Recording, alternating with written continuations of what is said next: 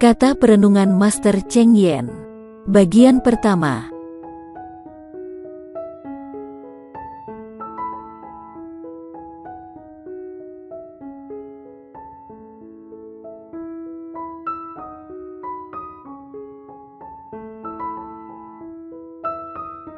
Orang bodoh membangun tembok pemisah dalam hatinya.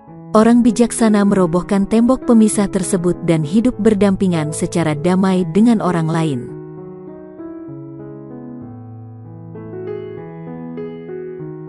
Kesuksesan yang paling besar dalam hidup adalah bisa bangkit kembali dari kegagalan.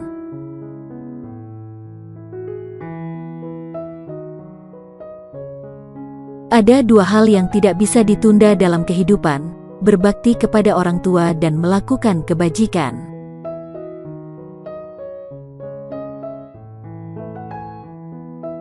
Jika ingin meningkatkan kebijaksanaan, kita mesti membebaskan diri dari sifat kemelekatan dan keraguan.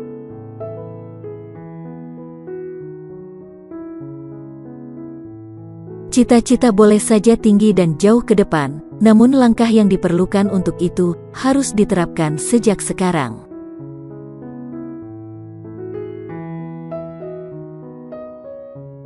Jangan mengenang terus jasa yang telah diberikan, jangan melupakan kesalahan yang pernah dibuat.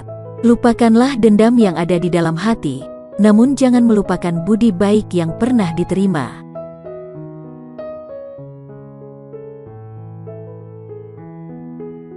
Keinginan yang berlebihan, selain mendatangkan penderitaan, juga sering menggiring orang melakukan perbuatan yang mendatangkan karma buruk.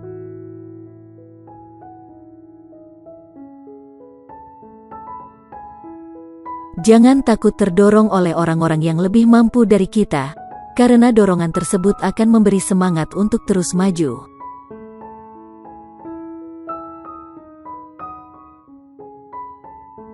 Orang tidak mempunyai hak milik atas nyawanya, melainkan hanya memiliki hak untuk menggunakannya.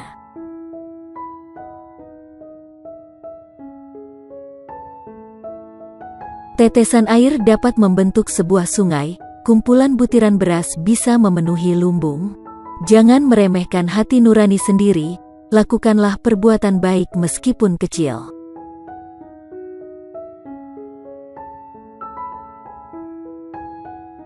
Lahan batin manusia bagaikan sepetak sawah, bila tidak ditanami dengan bibit yang baik, tidak akan bisa menuai hasil yang baik.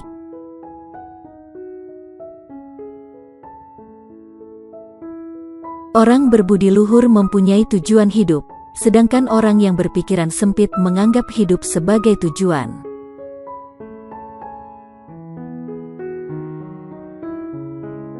Sertakan saya dalam perbuatan baik, jangan libatkan saya dalam perbuatan jahat.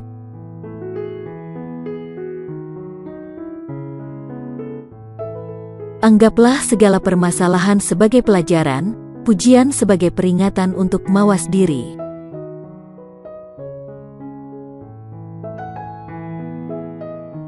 Dengan memiliki keyakinan, keuletan, dan keberanian, tidak ada hal yang tidak berhasil dilakukan di dunia ini.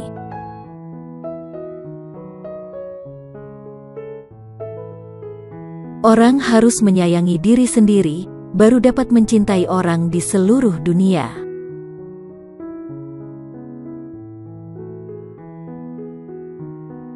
Dalam mengatasi berbagai masalah, hendaknya berhati-hati, cermat, namun jangan berpikiran sempit.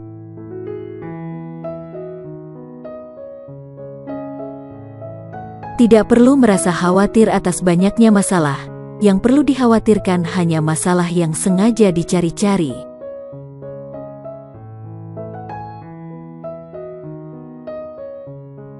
Hendaknya kita menyadari, mensyukuri, dan membalas budi orang tua.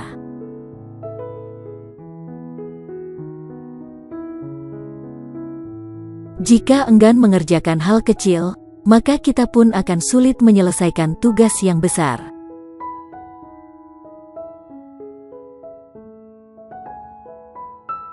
Ikrar harus luhur, tekad harus kokoh, kepribadian harus lemah lembut, dan hati harus peka.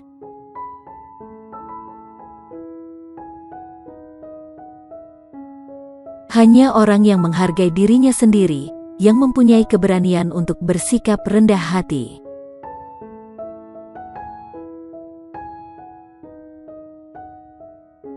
Tiga racun kehidupan manusia: keserakahan, kebencian, dan kebodohan. Obati keserakahan dengan berdana, mengobati kebencian dengan cinta kasih, serta mengobati kebodohan dengan kebijaksanaan.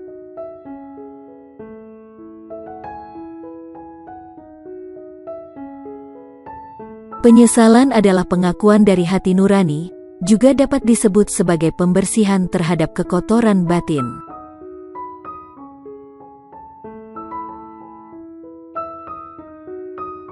Berdana bukan hak orang kaya, namun perwujudan dari sebuah cinta kasih yang tulus.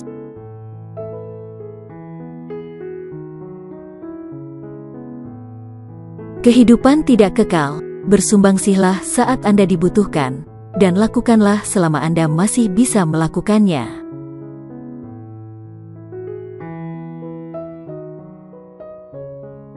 Jadilah orang yang hidup tanpa mengandalkan kekuasaan, status sosial, dan kekayaan.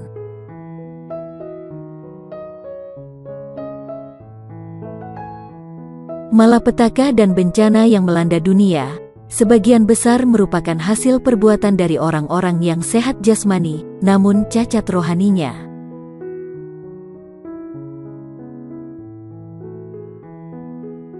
Memaafkan orang lain berarti berlaku baik kepada diri sendiri.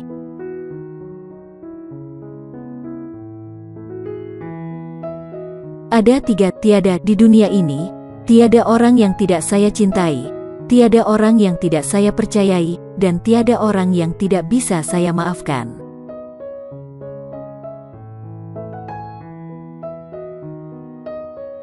Surga dan neraka tercipta dan ditentukan oleh pikiran dan perbuatan kita sendiri.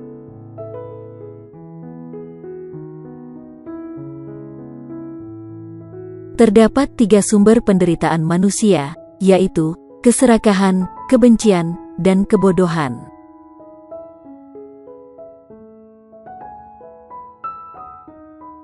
Penyakit pada tubuh tidaklah menakutkan, batin yang sakit justru lebih mengerikan.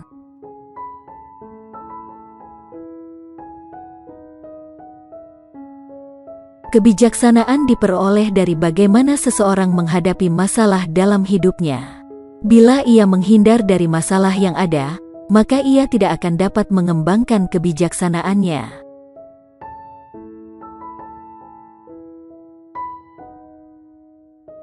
Sumber dari kerisauan adalah keinginan manusia untuk selalu memiliki.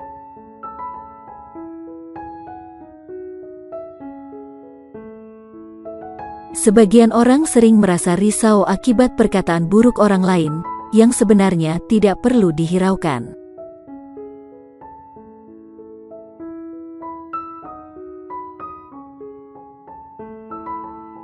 Semoga video ini bermanfaat. Sampai jumpa di renungan kebajikan berikutnya. Terima kasih.